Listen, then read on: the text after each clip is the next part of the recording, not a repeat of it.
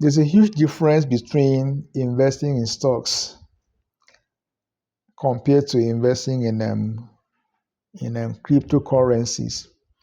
And the difference here is lies on the fact that when it comes to investing in stocks, you have metrics and ratios you can work with that will determine the value of stocks. You don't have such metrics and ratios when it comes to investing in cryptocurrencies. That's why I'm not very comfortable with investing in cryptocurrencies. How do I value them? What metrics and what ratios do I use?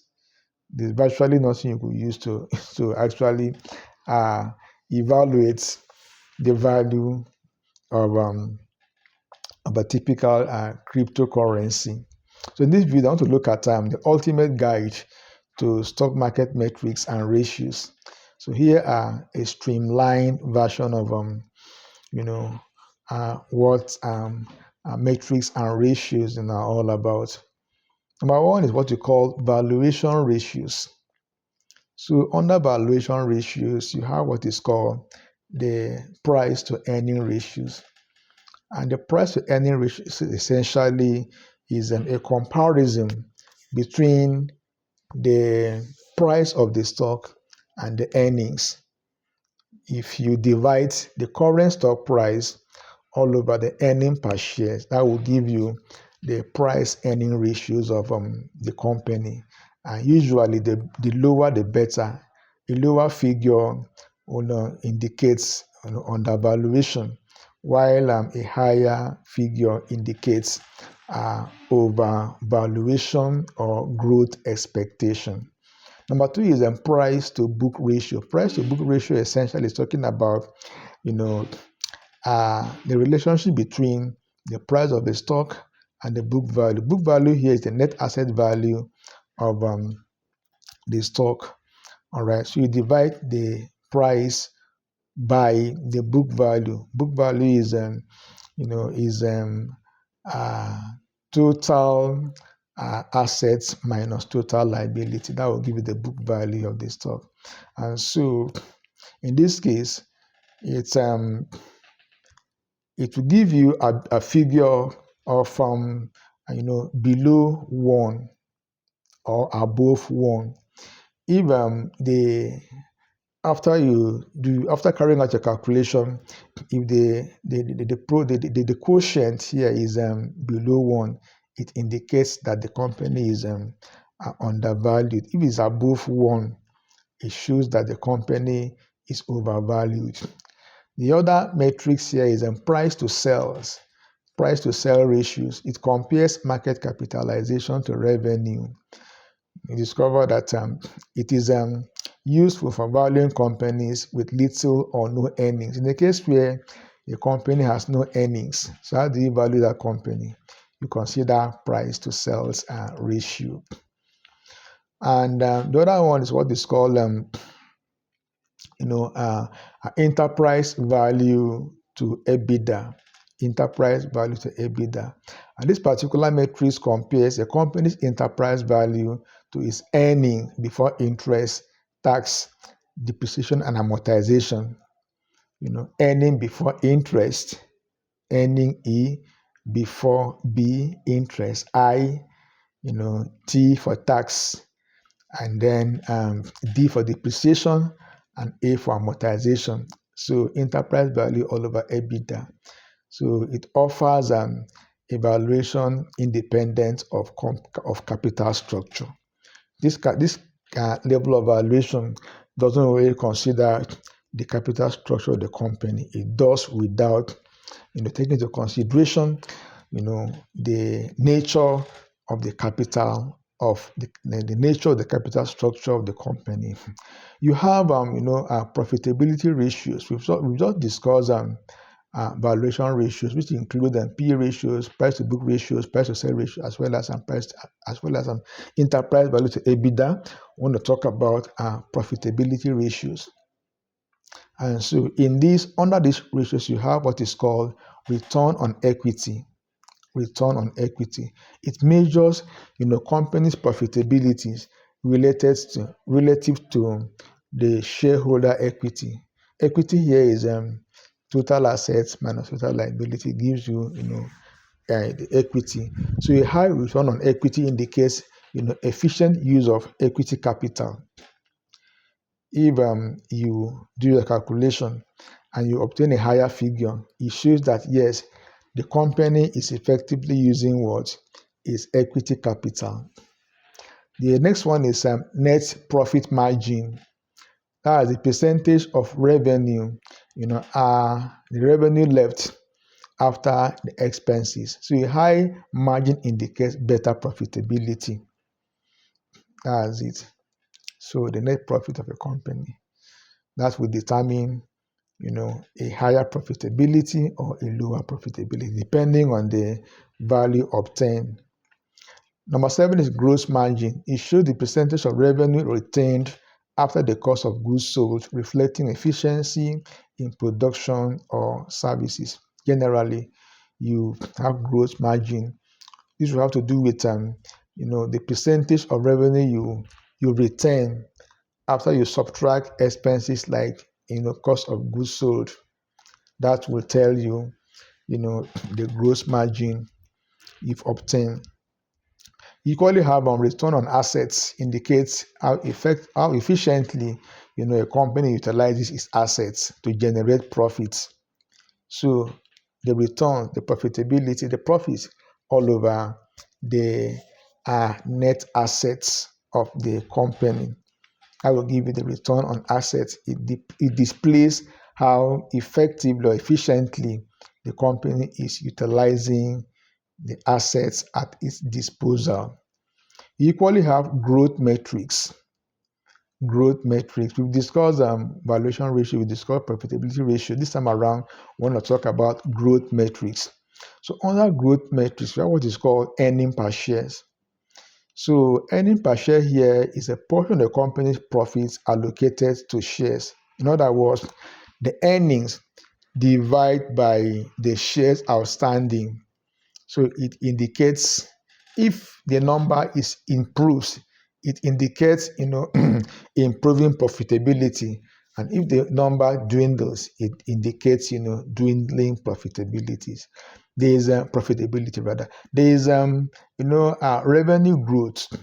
It measures the increase in the company's sales over time, signaling business expansion. Generally, you compare the price for a particular quota, against the quarter against the same quarter last year, or maybe if it's a yearly figure you want to use, the figure for this year against the figure for last year.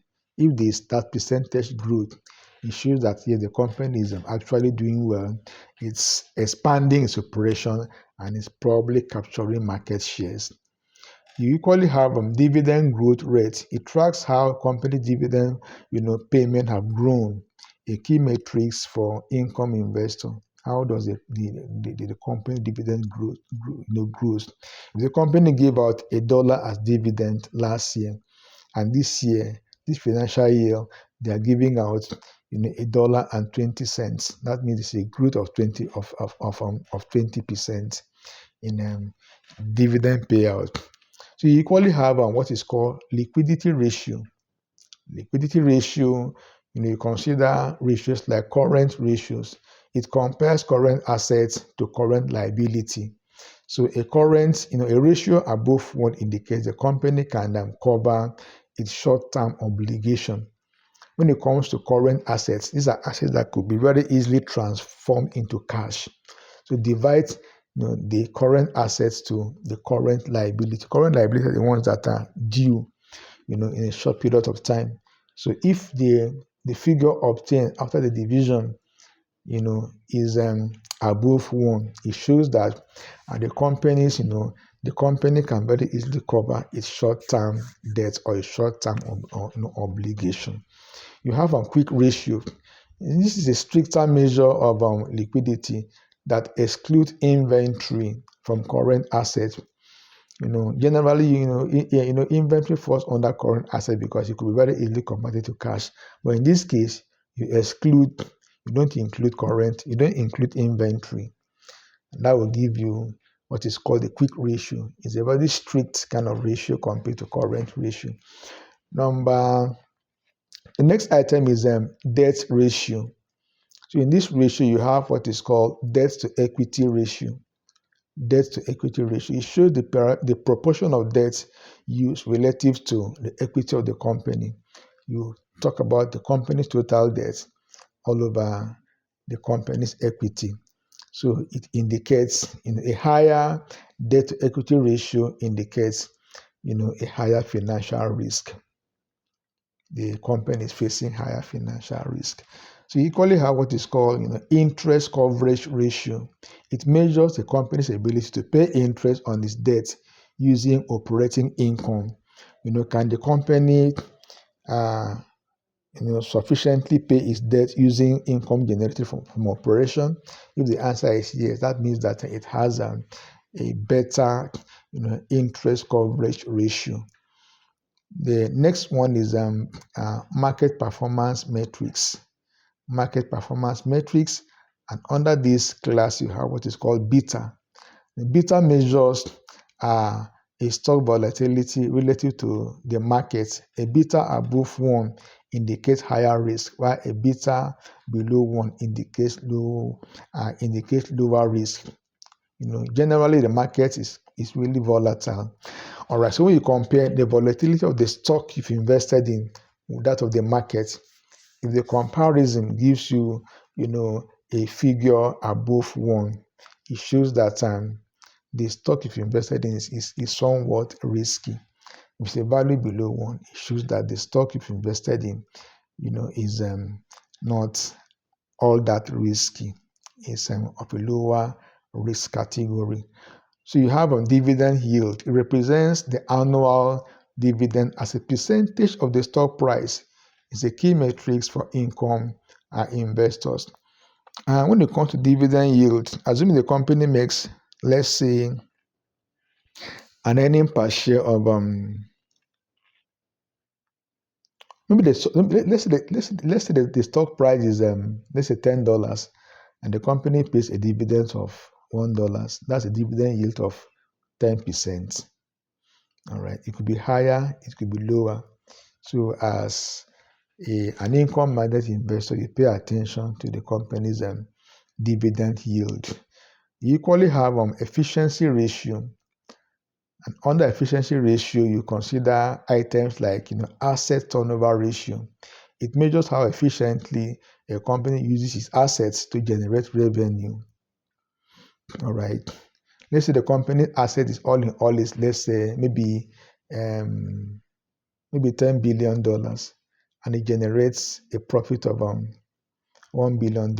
Another company has an asset of $10 billion and generates an income of maybe $2 billion. Discover that, and the one that generates $2 billion has a better asset turnover ratio. Same asset value, but different kind of profitability, different revenue.